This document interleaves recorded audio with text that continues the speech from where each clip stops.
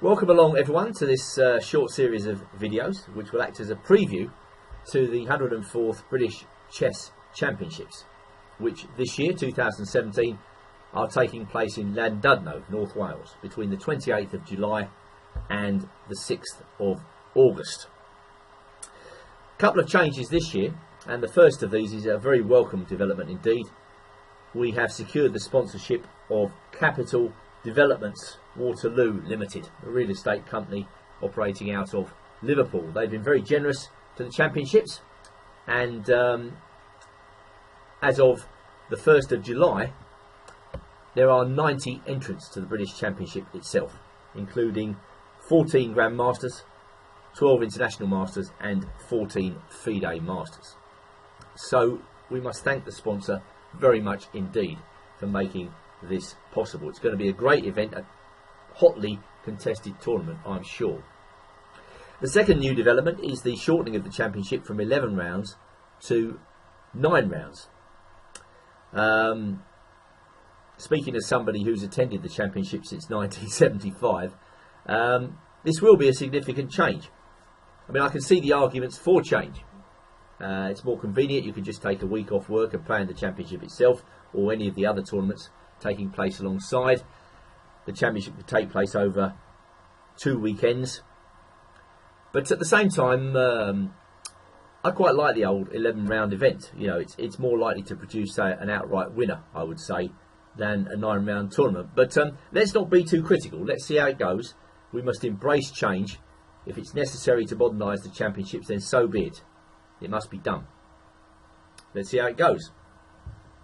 Now, the entrance, as I say, is very strong. I mean, we've got David Howell playing, Gawain Jones, Luke McShane, Nick Pert among the top players. Many other strong players such as Mark Hebden, Keith Arkle, the great veterans of British chess, Simon Williams.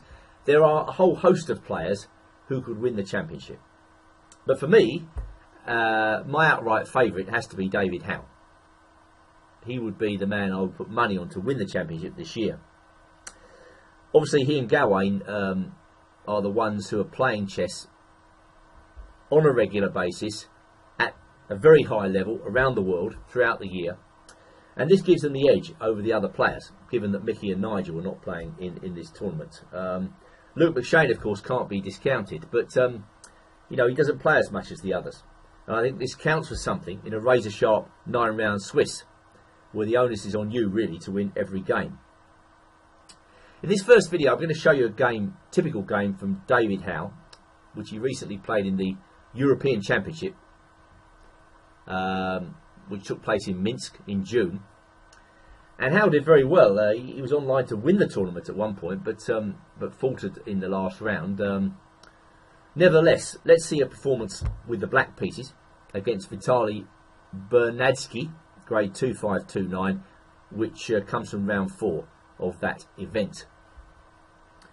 Howell has a very dynamic repertoire with black against d4.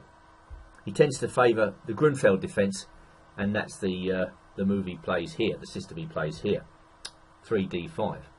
In actual fact, the Grunfeld is a pretty good system for club players to adopt, because it can be used against every opening that white can play, apart from 1e4. You can play the Grunfeld setup, knight f6, g6, d5 against everything. Reti, the English, b3, g3, you name it, bird's opening, you can play the Grunfeld setup against it. So as long as you know the dynamics of the way that black is playing, you know, the opening up the game with c5, the fluid counterplay that black is trying to get together, then the Grunfeld is a very good weapon, and it's been one of Howell's favourites for many, many years. It remains to see what white has in mind. And Bernadskij comes out with an old system favoured by Smyslov here, not e4, but bishop to d2. And this aims to impose a kind of original twist on traditional exchange variation systems. Now, the first point of it is that when black plays bishop g7, white's going to go e4, and he's going to entice black to take on c3. Now, Howell didn't play this in the game, but white's idea is to recapture with the bishop.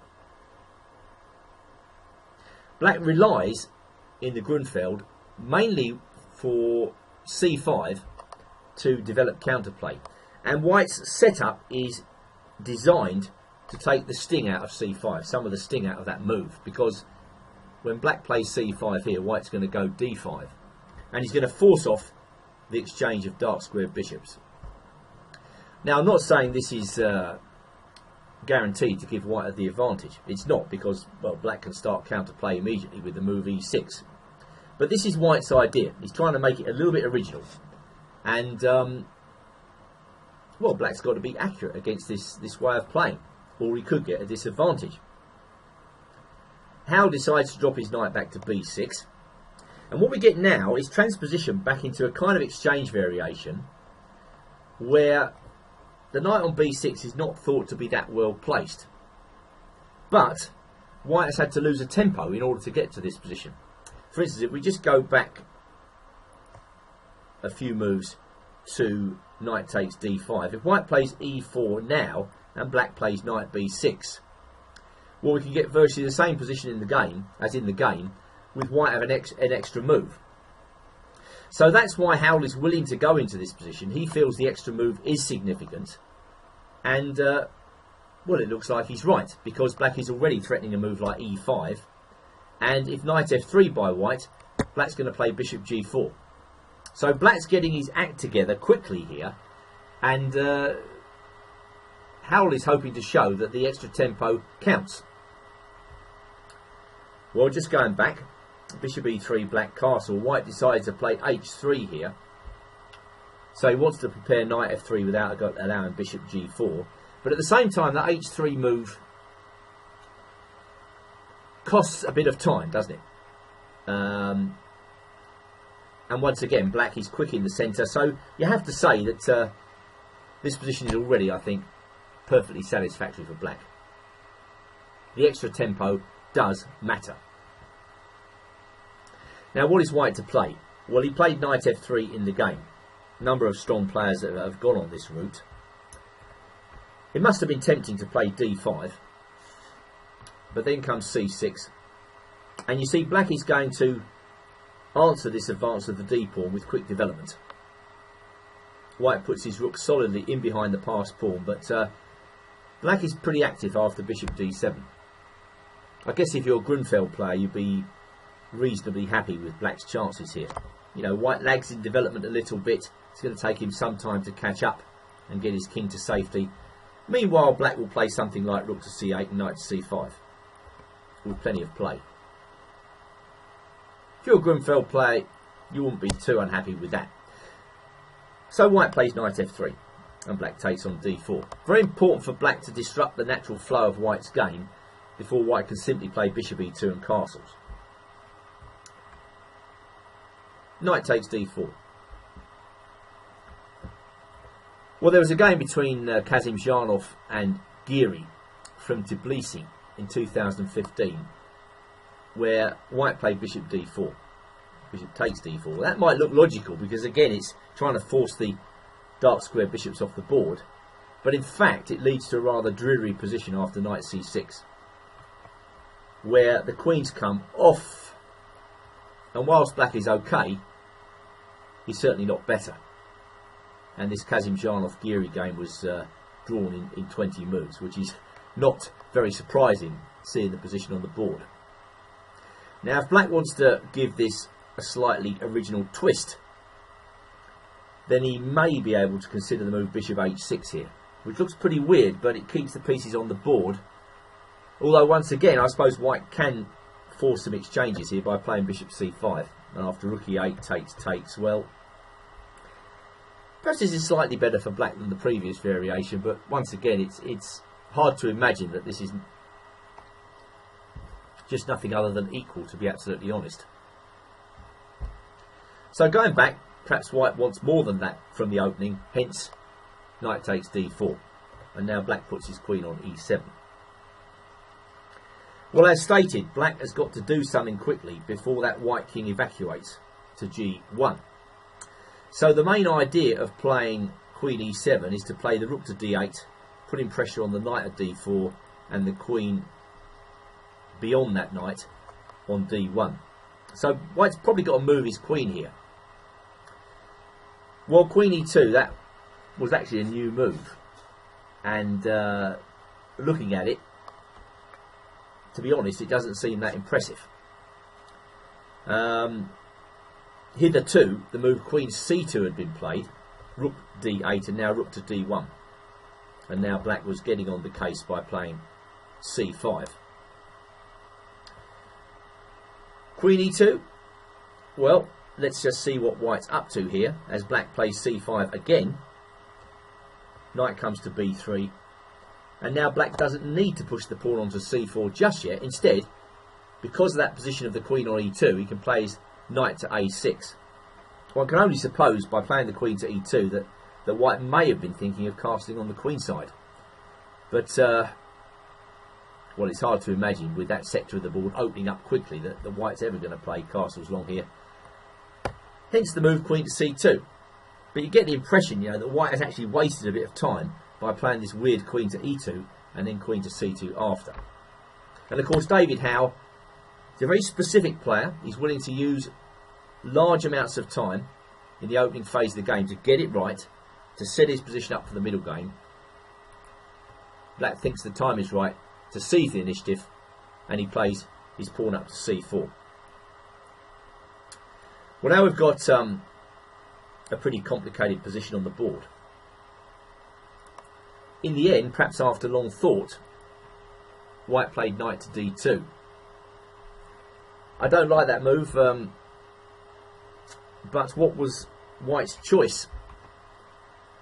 The thing about Knight D2 is you can't fail to get the impression here that White is wasting too much time in this opening. That Queen E2 to C2, then Knight to B3 to D2.